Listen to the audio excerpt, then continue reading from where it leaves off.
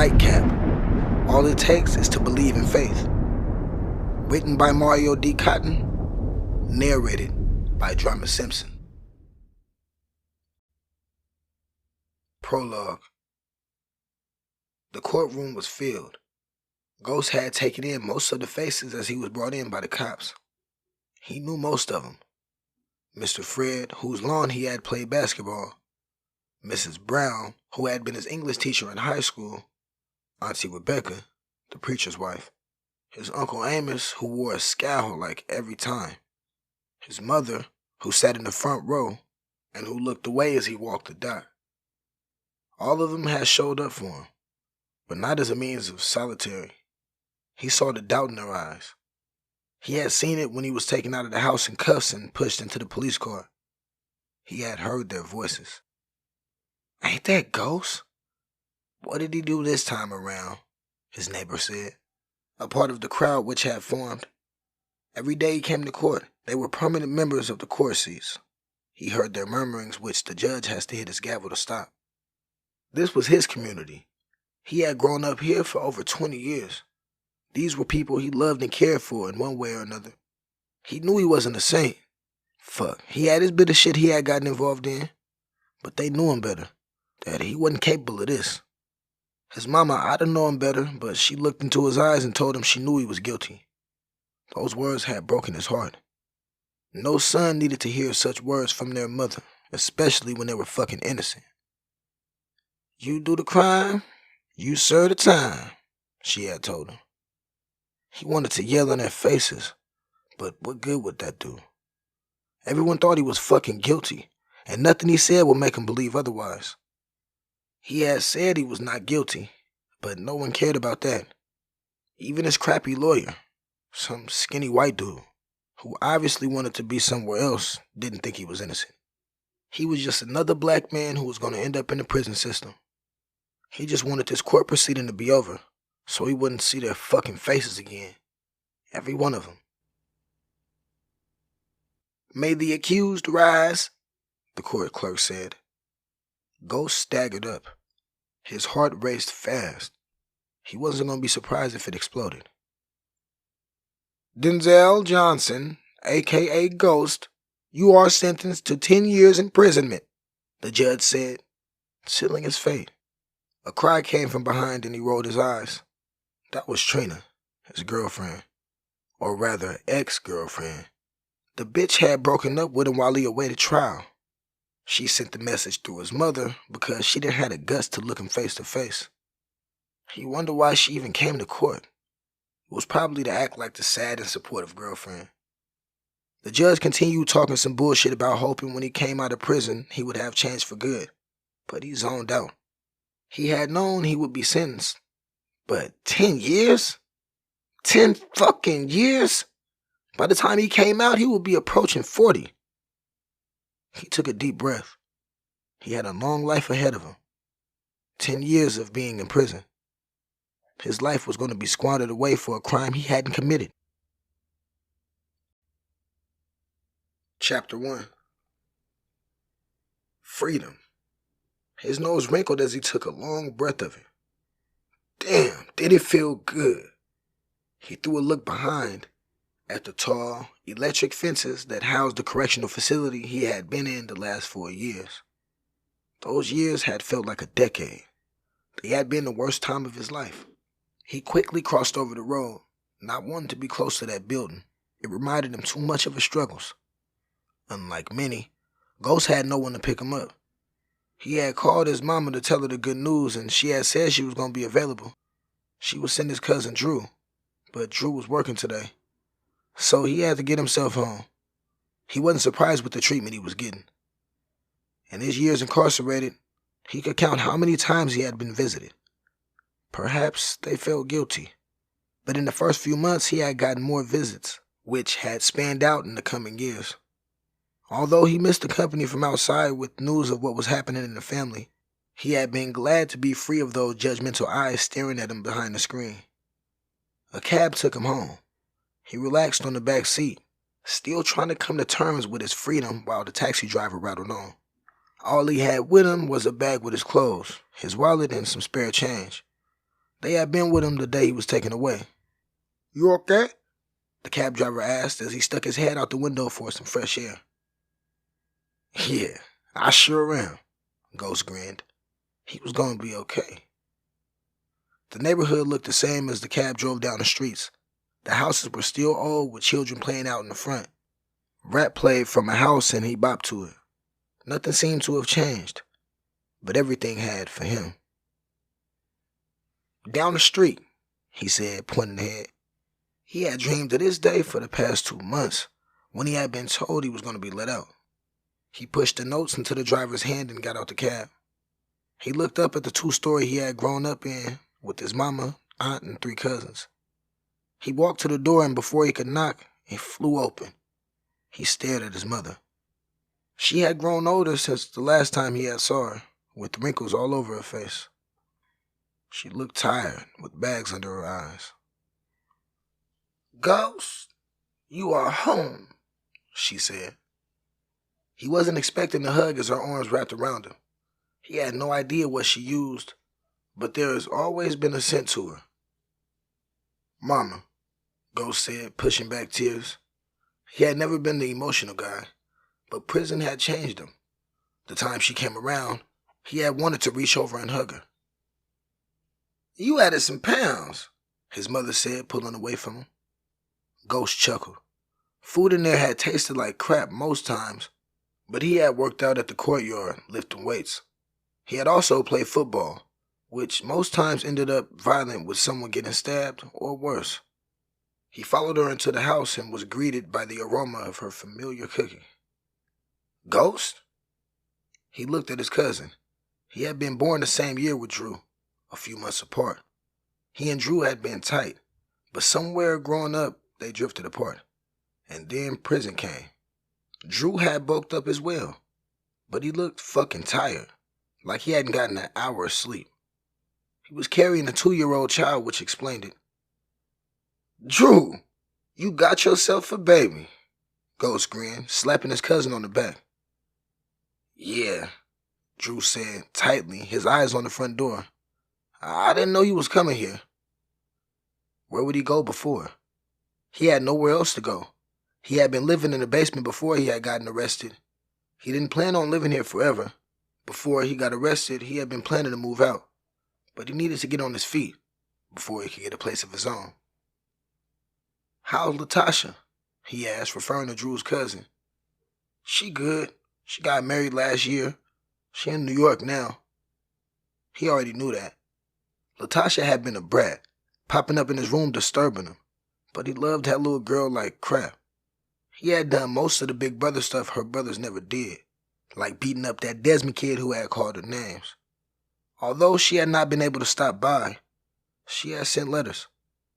They had kept him sane in his time in the can. "And your mama and Derek?" His aunt had been his biggest hater even before he was taken away. She had never liked him, and the feeling was mutual. When he had gone off, he had heard her say she wasn't surprised, that it was the way he would end up, dead or in jail, or both. Many times he thought back to what he could have done to make her dislike him, but nothing came to mind.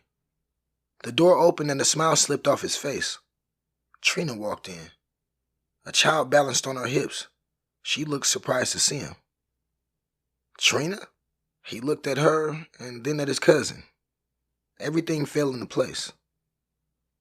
"Ghost, look, you were gone and Trina needed comfort." Ghost chuckled. Comfort his ass. He wouldn't be surprised if they were screwing behind his ass while he was dating her. He didn't feel hurt. His feelings for her were long gone. All he felt was disappointment. His cousin should have known better. And Trina, he wasn't surprised she had jumped on his cousin. They both deserved each other. "Your old room is still here," his mother said, taking his arm. She chatted on as they went downstairs, then she turned to him. "I was against that relationship, but Trina forced herself on him. She lives here now, so you got to watch out for her."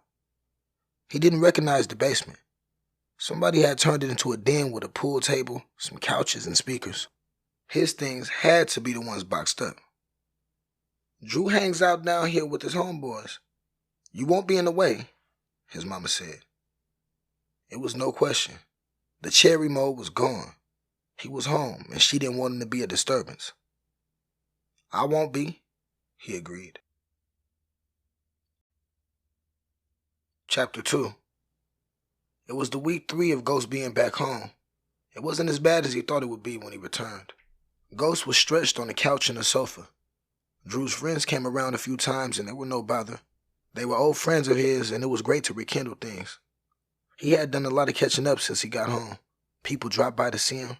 It seemed they had missed him while he was gone. He could even see a bit of remorse on their faces.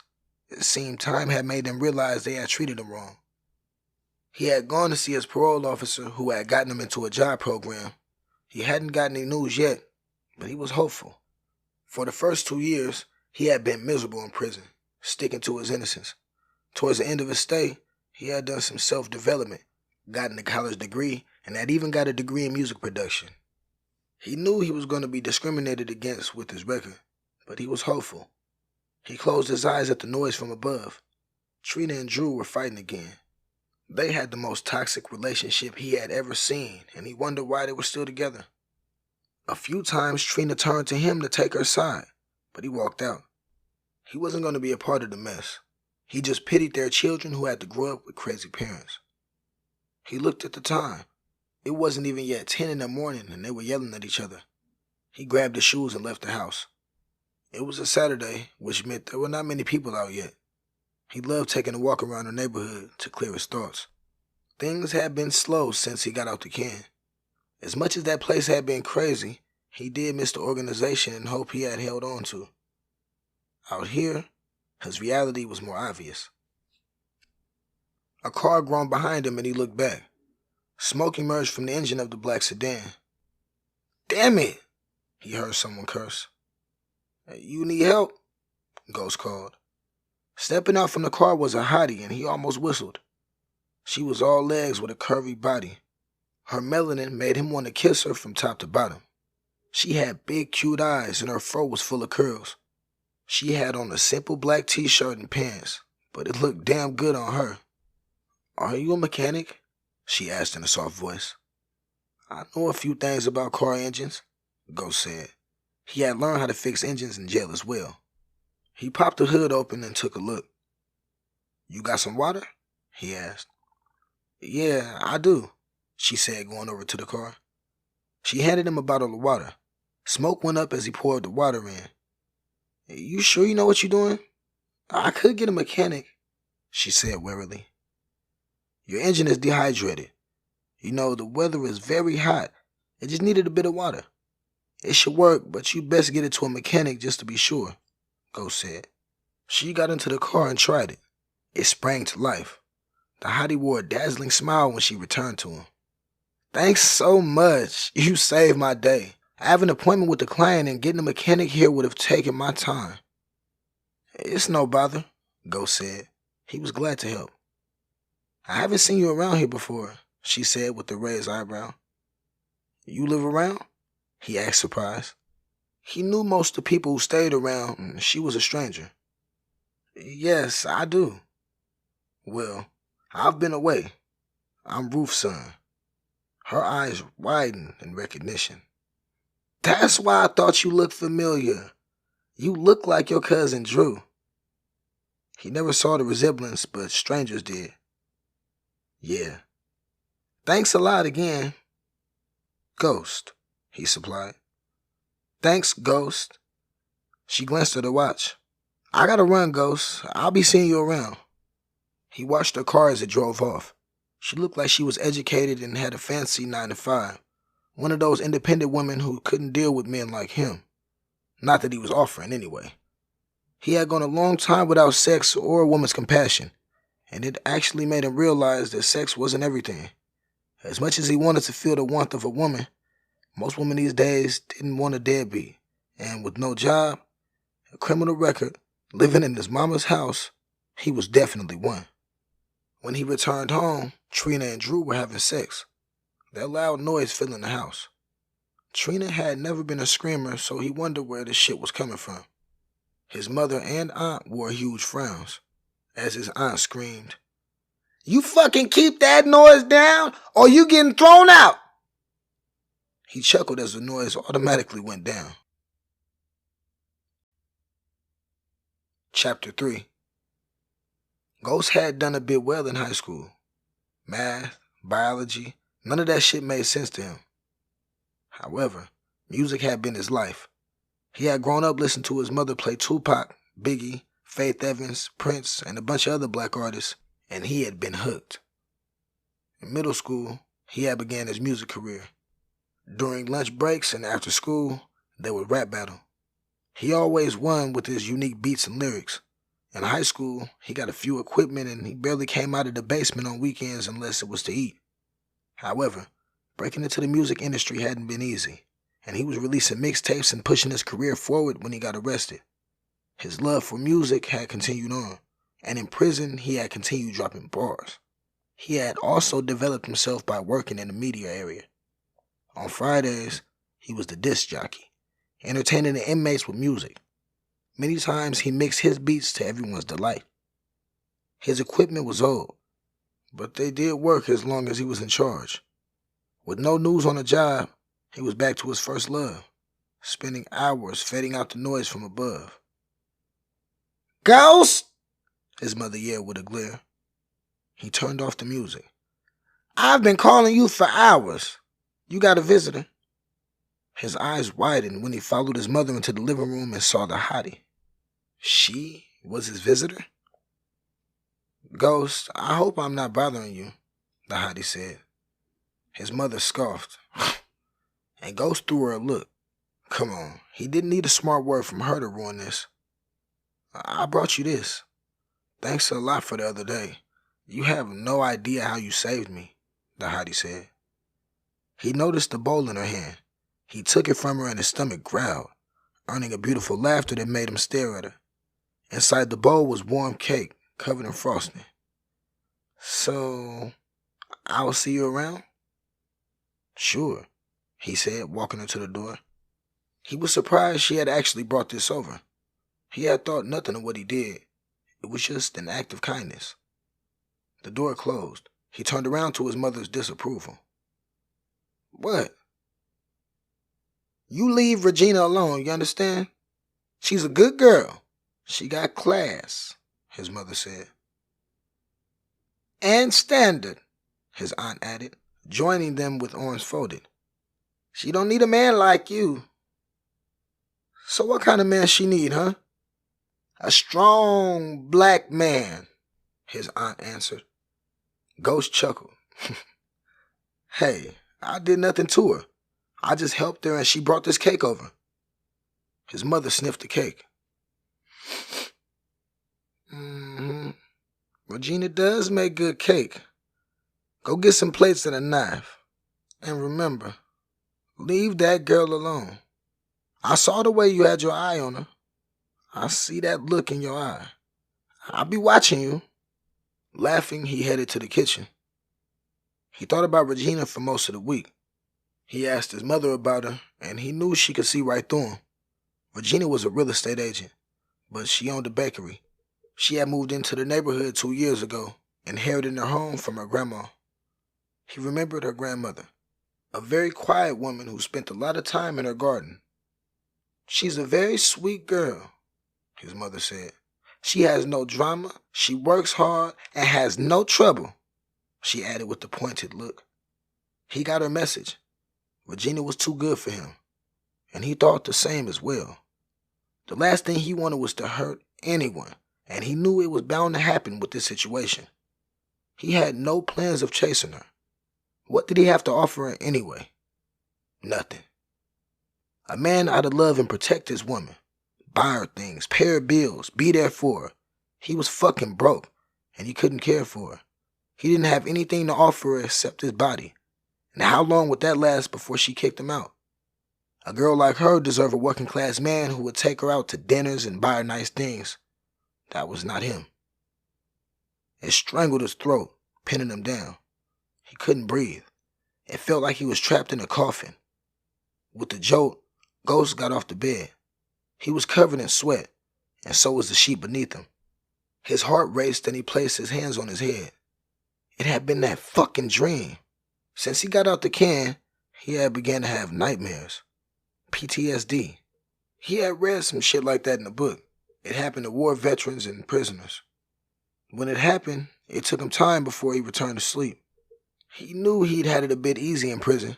The county jail was not known for murderers and crazies like many prisons across the country. Some days had been good, some days bad. Amongst the prisoners, they respected themselves. The guards were the monsters who picked on them, and no one did anything about it. When he had first gotten in, there had been many who had tried to pick on him. There had been times where he had been beaten up, especially when he went around telling everybody he was innocent. No one had believed him. They were all innocent. Even a jerk who had been caught on camera with his pants down raping a minor. When he learned to fit in, accepting his fate, they had stopped picking on him. But the nightmares remained. Prison itself was a psychological battle. The restriction from moving freely, the uniform, the food, the fights, the limited resources, the bars, all of it was messed up. He knew people who had snapped in there, like Mason, who has been in there for 20 years and muttered to himself, or Ozark, who had killed himself with a plastic fork. How he successfully achieved that shit, he still wondered. The prison system had almost destroyed his mind. It was only when he found a purpose to make music that he had gotten saved. Yet, he still had those nightmares, and he knew they would be there for a long time. He was free, but not free. It was in the early hours of the morning, and if he made music, his mama was gonna knock his door down. He grabbed his earphones and put them on, allowing the music to embrace him and to hopefully slumber. Chapter 4. Sweat dripping down his back, Ghost mowed the yard. The shit was overgrown, and he knew no one else was gonna do it, so he did. As he cleaned the mess, he thought of what to do. He had gotten a message from his parole officer about some job offer at a restaurant to work tables. It wasn't gonna pay much, but enough to get him headed somewhere. It was better than nothing. But God knew he didn't want shit like that. He had spent a long time wasting his life, and he wanted to take big steps. Ghost! He jumped and Regina laughed. Sorry, I called you several times, but you didn't respond. How you doing? I'm good. You got more of that cake? He grinned. Regina laughed. You gotta buy it if you want more of that cake, you know. So how you doing? You got that car looked at? She nodded. Yes, it's all fine. Getting no surprises from it anytime soon. Ghost. Once upon a time, her voice made him want her, but now he only cringed. Her breath spilling from a tight blouse, Trina joined him, blowing a bubble. Hey, Riley. I didn't see you there. Trina, how are the kids? Oh, they good. You know Ghost? She added, jabbing his chest. Yeah, we're friends, Regina said, looking at him for confirmation. He nodded. Trina laughed. You friends with Ghost? When? Don't tell me you visited him when he was in prison. He saw the surprise when her eyes widened. Fucking Trina. He knew what that bitch was up to. We became friends recently, Regina said with a tight smile. I thought so too. Well, I got... Mama! Justin, Trina's son, cried from his side. I'll see you around, Regina. Trina smiled, twirling around. There went his friendship with Regina. He knew folks like her didn't want to mingle with ex-convicts. Trina is a case, isn't she? Regina said. I would know. We dated, Ghost said before he could stop himself. Regina's eyes widened. No kidding. And now she's dating Drew? Sound like a Tyler Perry production. Ghost chuckled. Yeah. Well, I'll see you around, Ghost, Regina said as she walked away. A few days later, Ghost dropped by the restaurant. It was an old restaurant, but a few renovations had expanded it, giving it a new face and clientele. The owner was a mentor at a job program for inmates. He took one look at Ghost. You sure you can do the job? I don't want to have to force you to be here. So if you can't do it, just leave. he said. Ghost left. He would have been miserable working there. He couldn't see himself with an apron around his waist. Ghost! Ghost! He looked across the street and saw Regina, waving over to him. What were the odds of running into her? What are you doing here? Regina asked. He chuckled. There was powder on her face. She froze when he leaned forward to wipe it off. You had powder on your face, Ghost apologized, taking a step back. Regina giggled. Flour always gets on my face. That's yours? He asked, taking note of the shop they stood in front of. There was a display of cakes and pastries on the windows. Regina nodded. You want to come in? He groaned in delight as the bakery embraced him with its warmth. It was small and quaint, with rustic chairs around tables, with music drifting from a jukebox. There were a few people around. Cindy, I will be in my office. You need me, give me a call, Regina said. Led him down the hallway, past the kitchen, and to a small office. I looked out the window and saw you. You look so good, Regina said, closing the door. He settled into a chair similar to the one in the front. I got a job from my parole officer at the restaurant across. I ain't dissing the job, but it's not for me, which means I'm back to square one. I got no job and no money. What happened? Why did you go to prison? Ghost went quiet. He wasn't surprised she asked.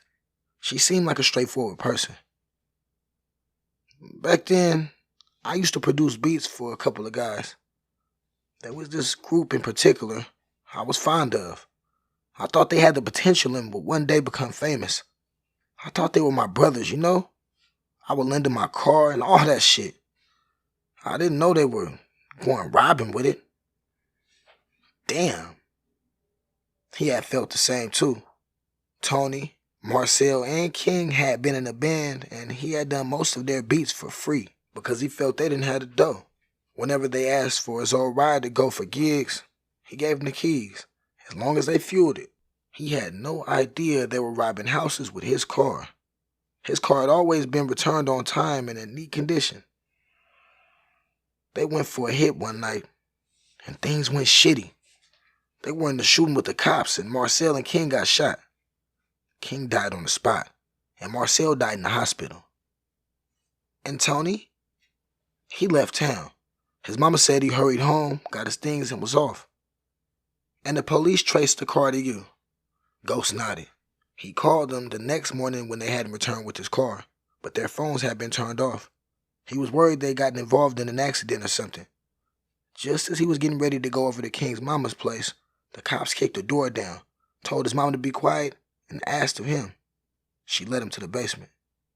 He would always remember that day, how the door was kicked down, and he was tackled to the ground and his rights were read to him in a confused state. He had been handcuffed and led out in his singlet and unzipped pants, with many lifting their phones to take pictures of him. With two dead and the other one on the run, he was the one everything fell on. It had been his car that had been used for all the hits, with cameras catching it at every location. The fucking cameras hadn't captured that there were only 3 in the vehicle. The people they robbed didn't give a shit about his innocence to give testimony that there had only been 3 armed men. The police had the theory that he had been the getaway driver. He had been home most of those nights, but he didn't have enough proof to back his claims. No one would know if he left that night and returned in the morning. No one checked on him. But most of all, the cops thought it was impossible that he didn't know what his vehicle was being used for. Even if he hadn't been a part of the robberies, he was an accomplice, and that made him guilty. Regina shook her head. That's fucking crazy. I'm so sorry, Ghost. This is what we face as blacks. Thousands of innocent black men have been thrown in jail because of the corrupt justice system. Proper investigations aren't done. The sentencings are too heavy. It is messed up. You didn't deserve what you got, Ghost. He sure hadn't. He had trusted those bastards, and they had treated him like shit. If he had known what they were using his car for, he would have fucking kicked them out of his house. You said you were sentenced to 10 years? So what happened? Tony laid low for a couple years, probably enjoying the money he stole. And when he went broke, he started the robberies again. The cops got his picture on a security camera, And guess who they came to? Ghost asked. Regina smirked. You. Yeah, Tony has always been sneaky, Ghost admitted. He had liked the others, but there had always been something sinister about Tony. He was quick to jump into arguments and fights, and always thought of ways to shortchange others. The cops wanted to get him so bad because he shot a cop, but he was impossible to find, so they came to me to help. I told him I was fucking innocent, and I knew nothing about him or what he did, so they offered me a plea. If I could give them any information about him and his new gang of his, they would let me off, and if I could testify as well against him. So, I took the deal, even if I thought I knew nothing. So, for a couple of days, I sat down with the cops and tried to remember all I knew about Tony. I thought of the conversations we had in the studio, and I was able to come up with some names he mentioned back then.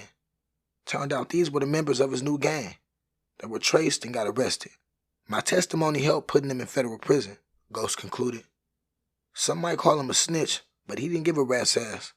Tony had messed up his life, and he deserved to be in jail. So, they let you out? What about clearing your name? Ghost laughed. Those bitches knew I was innocent, but they wanted somebody to go down and take the fall. You think they want their asses chewed out if they say I was innocent? Nah, they don't fucking care. Some of his fellow inmates had suggested he sued the state, but he knew how that shit would go down. Months of litigation, they would try to make him look bad, and if he won, they might give him an apology or a little ass money. He had been desperate and wanted to get out, and so he'd taken a deal. You don't look like a ghost, but you have gone through a lot, Regina said with sad eyes. That's fucked up society for you. The streets ain't easy for a black man. Getting a job is fucking hard with a rap. So, what do you want to do?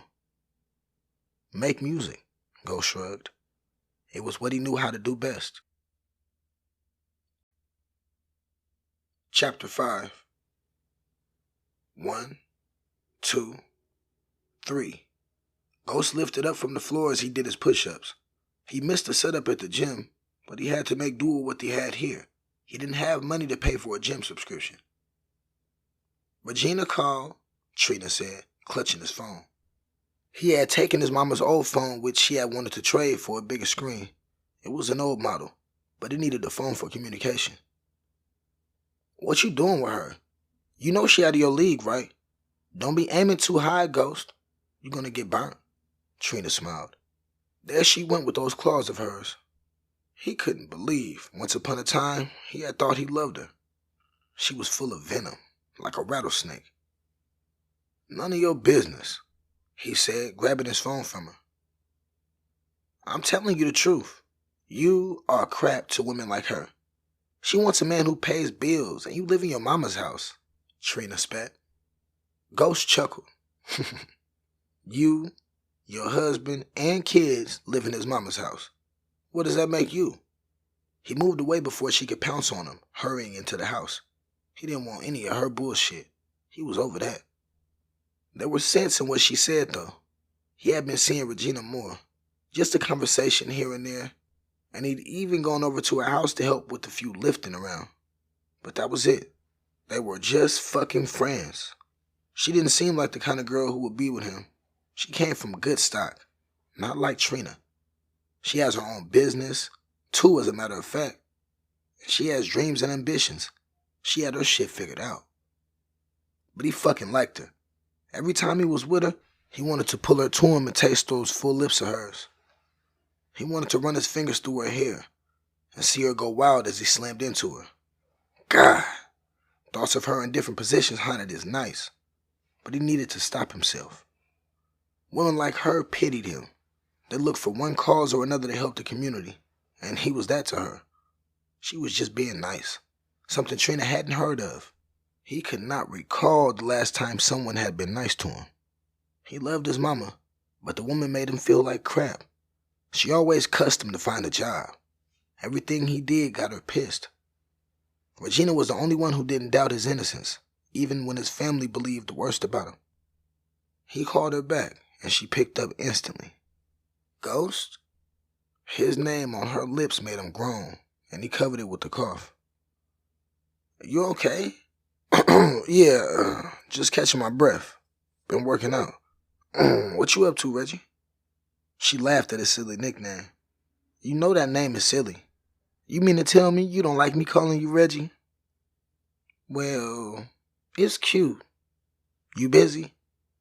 He looked around his room. He had some songs to produce, but he was never too busy for the woman on the phone. Nah, what you got for me? I'm showing a couple this house this afternoon, and I need company. You down with it? I'm in, Ghost said. 2 hours later, with Trina watching from the window upstairs, he got into Regina's car. She smelled delicious as he sat next to her, and he took a deep breath of her scent. Fuck. He hoped he could control himself. On the way to the house, she gave him details about the house and the couple. They arrived an hour early, and she showed him around the house, which was in a neat neighborhood with big houses. The house was in great condition, and no repairs had to be made. All the clients needed to do was move in. He watched Regina as she interacted with the couple. Her words were smooth. She was polite and charming, and she was firm with her decision. She didn't budge from the asking price. In an hour, when the couple left, they had agreed on signing the papers the following week. That was impressive, Ghost said, impressed. Seeing her questioning look, he continued. You know, the way you talked to him, you made him eat out your palm. That shit was cool. Regina laughed. Come on. I'm serious. That was dope shit. Can you teach me? Ghost asked before he could stop himself. Regina was surprised. You really want to learn? Sure. Why not? I'll give you some books to read, but you'll get the most knowledge from experience. Also, to be a real estate agent, you need a license. You up for that? He didn't have anything to lose. They got into a ride and he followed her to a few other houses while she gave him some tips. He listened attentively, storing the information in his head. By the time she dropped him at the house, it was dark. Thanks a lot, Reggie, he said gratefully. He had gotten a first-class experience with her today, one people paid money for. She promised to stop by tomorrow with a couple of materials to help him. What you doing with that woman? His mother asked when he walked in. She was the only one in the living room, the TV muted. He had a feeling she had been watching through the window. We went out for a ride, Ghost said with a yawn. All day? Look, Regina and I are just friends. Nothing more, Ghost defended. I ain't saying anything. I just don't want you to bring trouble to her. You don't need trouble, too. He was tired of her thinking little of him when he had been trying so hard. You know I didn't do that shit, you know? His mother looked away, but he saw the guilt in her eyes. He knew she wouldn't apologize. The older generation was like that. When they made mistakes, they laughed it off, never with the word of apology. I went to prison for a crime I never did, and you or nobody gave a shit about me. You guys treated me like I was trash. You got no idea what I went through in there. The last thing I need is you treating me like shit. I just want you to have some confidence in me, Ghost said. He heard her sob quietly as he went downstairs. He didn't like to see his mama cry, but he needed to be honest with her. He was tired of their bullshit, treating him like he had done something bad when he hadn't. She was his mother. She was supposed to know and treat him better. His phone rang as he lay in bed. Had a nice day, the message read from Regina. Ghost grinned. He sure had had a nice day too. Chapter 6. The glasses clinked, almost overflowing with champagne. Ghost took a generous gulp from his glass, basking in the great taste. Congratulations, Regina said once again. Today, he had made his first sale, and he had never been proud of himself as now. For the past 6 months, he had been working on becoming a real estate agent alongside his music career. Juggling the both of them hadn't been easy, but it was working out fine. A few hours ago, he handed the keys of a house to a new couple and landed a neat commission. Damn, did it feel good. Thanks to you, you showed me the ropes, Ghost said. She had taught him a lot, and then as he got on board to get his license, she had helped through the difficulties. And boy, had there been a lot of those times. He owed a lot to her. She had been a huge support to him. His biggest fan, rooting for him when many turned their backs on him. She had never stopped believing in him, sending those silly voices of her singing that cheered up his mood. They had returned to her house after this big sale, and he had been looking forward to the surprise she promised. A chilled bottle of champagne and pie. He placed his glass on the table and moved towards her. In this moment, he could not stop himself. He had been bottling his emotions for way too long. He wasn't the type of dude who wasted his time with women. But Regina was different. Ghost, Regina whispered. His lips met hers and there was no resistance. Her mouth opened up to him. She fucking tasted like heaven. Whatever that tasted like. Wow, Regina said with dilated pupils when they pulled away. I fucking wanted to do that since the first day I saw you, Ghost confessed. And why didn't you do it? So you would run away from me? Fuck no. You are one piece of cake, Regina. I still have nothing to offer you. But back then, I didn't have shit, you know? I was a deadbeat. And Her finger stopped him from going on. You think I care about all that shit? I like you, Ghost. A lot. Well, not the day we first met, but a little after. So you've been feeling a brother, Ghost winked. Regina giggled. You fucking silly. Yeah, I have been feeling you. Checking your body out. You happy now? Regina was one of those hard women to read. He didn't know if she was just being friends with him or not, and he hadn't wanted to ruin the friendship they had going. There had been several times he'd seen that look in her eyes. The I wanna fuck you look. But he always told himself it was his imagination. However, he had read her right. He reached for her again, and this time there was no letting go.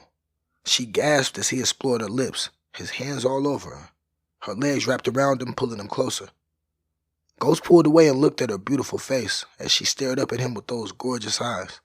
He was the most lucky man in the world. He didn't know what he had done to deserve her. But fucking thank God, she was a piece of heaven. Ghost didn't return home that night.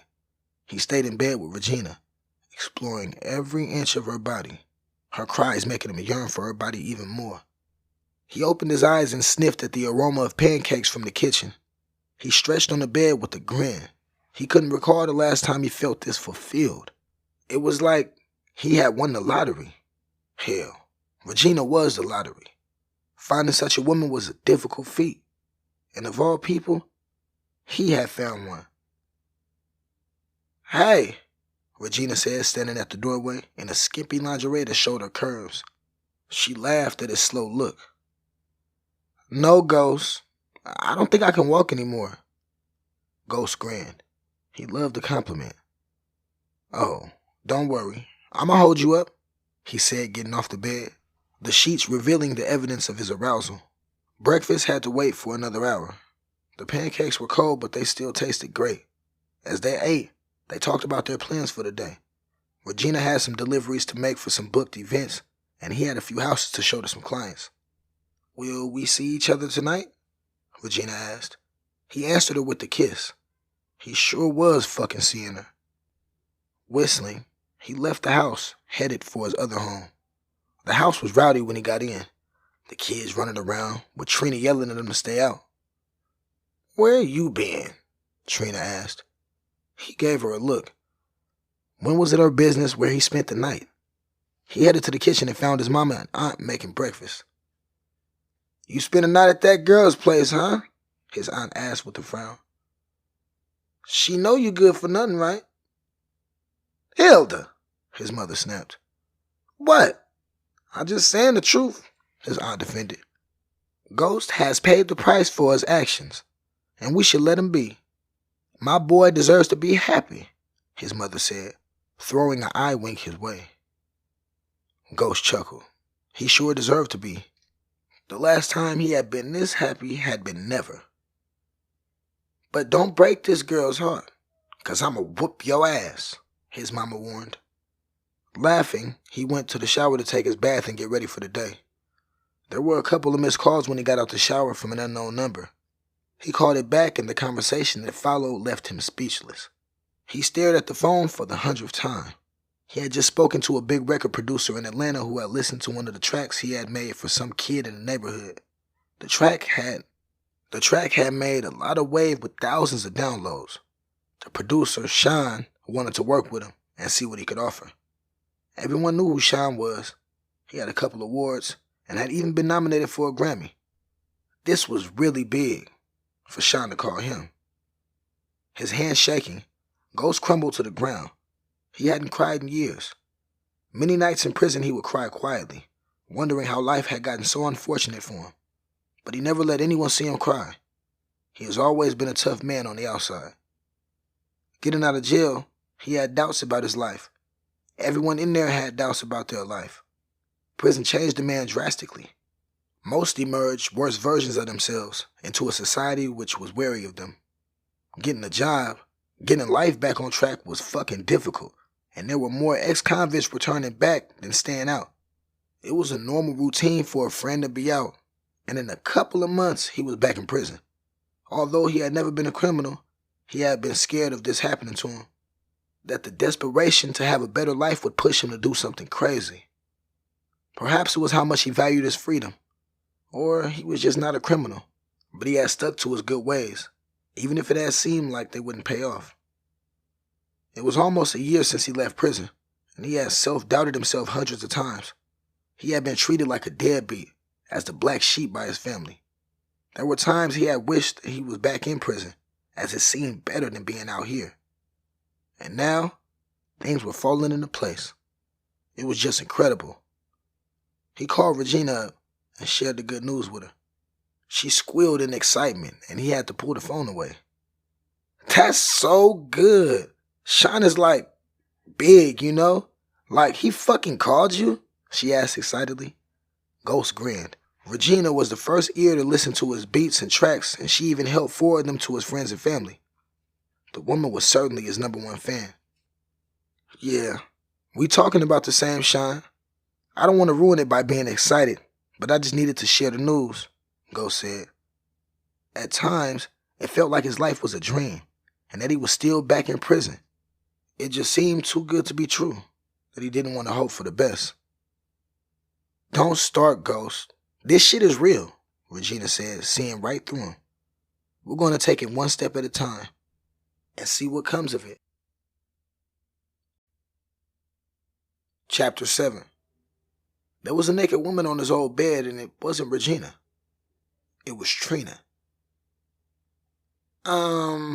Regina said, stifling a giggle behind him.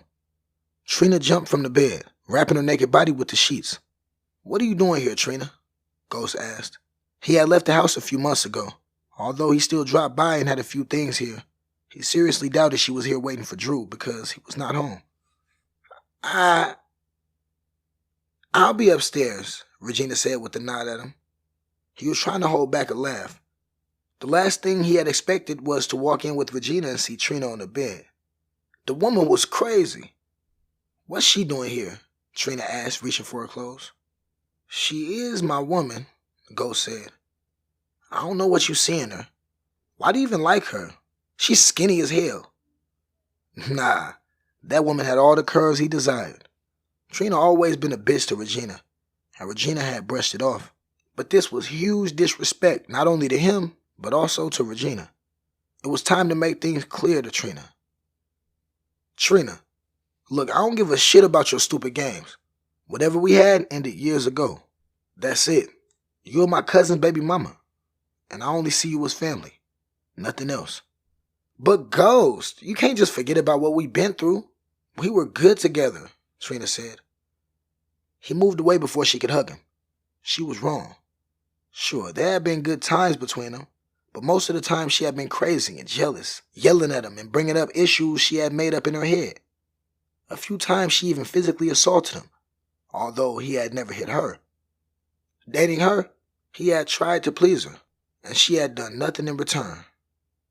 He wasn't going to compare her with Regina, because Regina didn't deserve such comparison. But being with Regina was the best relationship he had ever been in. This was a woman who brought more than her pretty body to the table. A woman who was smart in all areas. A woman with goals and ambitions he would build an empire with. She gave and she received. That was a woman any responsible man deserved. She had seen something good in him and had helped bring that potential to life. We are done, Trina. For good. There was nothing to begin with. Drew is a good guy. You guys are perfect for each other. Regina's my woman. Take that to the bank. I ain't leaving her for you or anyone else. She yelled at him as he walked toward the door, and he jumped as she threw an empty glass at him. It narrowly missed him. He turned to her and she took a step back. I'ma let this go. But don't ever try that shit with me again, Ghost growled. He wasn't going to take trash from her again. Regina was in the living room with Trina's kids when he joined them. He wrapped his arms around her waist, pulling her to him. Sorry about that. I've talked to her to cut the fucking crap, Ghost said. I don't think I'm ever going to forget seeing her naked, Regina smiled. She turned around and frowned. He winced as she touched his face. The glass hadn't missed after all. What did that bitch do? Regina growled. Regina barely cursed, which meant she was really pissed. She threw a glass at me, but I'm good. She ignored him, but pulled her hair back before she could storm off. Trina was bigger, but he was sure if they got into a fight, Regina would beat her hands down. But he couldn't let his woman get into a fight. That was fucking low, and she would feel embarrassed. She ain't worth it. Don't play around in the mud like she would want you to. Please? Ghost pleased. Regina sighed. Fine, but she better keep her paws to herself. You are my man, and she needs to respect that. He was sure he had passed the message clear to her. If she was too stupid, he was not going to be held responsible for his actions. So, can we go over to my house now? Because you wanted to come over here and pick something up, Regina said. Yes. He had diverted her to come over here so his mama would be done over at her place. He just hadn't expected Trina naked. He looked at his watch. His mama should be done. Just as he reached for the doorknob, it opened with his mama coming in. She gave him a wink. All was clear. You leaving so soon? His mother asked. I'll drop by later in the evening, Regina said with a smile. They walked to her house silently. It was a content walk for him. With Regina, things just came naturally. The happiness, the laughter, the success. She was peace itself to him, and every day he wanted more from her. You gonna be free for the barbecue on Saturday? She asked as she opened the door, referring to the barbecue at her cousin's house. Yeah, I'll be free. He smiled as his eyes widened. Slowly, she walked into the house. His mama had done good with the setup. Red rose petals were sprinkled around and were arranged in a love shape around candles. A great fragrance lingered in the air, and the track, the one he had written for, played in the background. Her small dining table had placed on it food for two. Her favorite, wings dipped in tomato sauce, with her favorite red wine. Oh my God! When did this happen? Regina cried. I told my mama to set it up, Ghost grinned. It is so beautiful, Ghost. His arms wrapped around her as she hugged him. This wasn't the first time he was going to spoil her. She found chocolate under her pillows. He sent flowers to her. He took her on dates. He never missed out on a moment to spoil her because she deserved more. This moment, however, was different. It was going to shape the rest of their lives. I love this, Ghost. It's so much. Now she was crying. Regina, come on, don't cry. No one has ever done this for me, Regina said through her tears. He was glad no one had, because he wanted to be the special one for her. She moved further into the room and he closed the door behind him. Excitedly, she headed to the dining table and popped a strawberry into her mouth. This tastes really good, she said, taking another. Regina? She gasped when she turned around. Ghost was on one knee, a box open in his hand with the ring inside it. It had taken him weeks to settle on a wedding ring. He had wanted what was perfect for her. Ghost? She squeaked. I had nothing when we met. Well, except a criminal record. Aside from that, nothing but defeat. You looked past all that and saw me for the real me. You saw me as a person. You saw me as a black man who has gone through a corrupt justice system. A black man with a record. You saw me for a king, and you let me in, lifting me up, viewing with me. You had no reason to stand by me. You had no reason to love me. You ignored them when they said I was a piece of shit. I don't deny people didn't say so, because they came to warn me to stay off a good girl like you. But you stayed with me through all of it. I'm a better man because of you. A woman like you is hard to find, Regina. I found you, and I'm never going to let you go. I promise to love and protect you. You are my melanin queen, and I will be there for you always. I will be there for our children. I will love you till we take our last breaths. Will you do the honors of being my wife, Regina? It was a surprise he wasn't crying with how emotional he felt. Regina had renewed hope in him. He didn't even want to imagine how his life would be. Yes, yes, I fucking love you, Ghost, Regina cried, jumping on him. Laughing, he slid the ring onto his finger. Their lips met even before he got up on his feet. We are getting married, she said, smiling at the ring. Yes, we are, Ghost agreed. She was going to be his wife. Mrs. Ghost, he thought with a chuckle. There was a knock on the door. He opened it to find his mother, aunt, and Regina's cousins who he had invited to celebrate their engagement. He had thought of proposing with them around, but he had needed that quiet moment with her. Welcome to the family, Regina, his mother said. He smiled as the two women who mattered the most to him embraced. The women adored each other, and he was grateful that these two women who played important roles in his life had respect for one another. When he told his mother he was going to pop the question, she had told him she was proud of his choice. So was he. It was late in the night before the party dispersed, leaving him with Regina. They cleaned the house up and went to bed. His arm wrapped around her, with her sleeping softly, he reminded of his life. Roughly 2 years ago, he had come out of jail with no plans of what to do with his life. He had met Regina on a morning walk and things had just fallen into place. They said behind every successful black man was a black woman. That was the case for him. She had come into his life as a blessing, and he would not stop blessing that day. He was richer than he had ever been, with thousands of dollars in his account. He had his own apartment and car. He ran his real estate company with the love of his life, his wife-to-be, and on the side, he made beats for big artists in the music industry. He had dreams of making it as a musician, and he was laying the foundation now. He was also giving back to the society, helping black men in prisons to get out early and get good jobs. He knew how devastating it was to come out of prison and have obstacles in the way. His life had just started for him. There was so much he was capable of. His future was looking bright with every day that went past. The truth was, he had no idea where he was going to be in a couple of years, but definitely better than he was.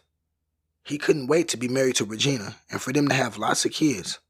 He wanted 6, and she had given him a naughty look. He hadn't grown up surrounded by love, but he wanted that for his children. As his eyes closed to sleep, I love you, he told a sleeping Regina. He chuckled when he received a mumbled, I love you too. This has been Nightcap. All it takes is to believe in faith. Written by Mario D. Cotton. Narrated by Drama Simpson.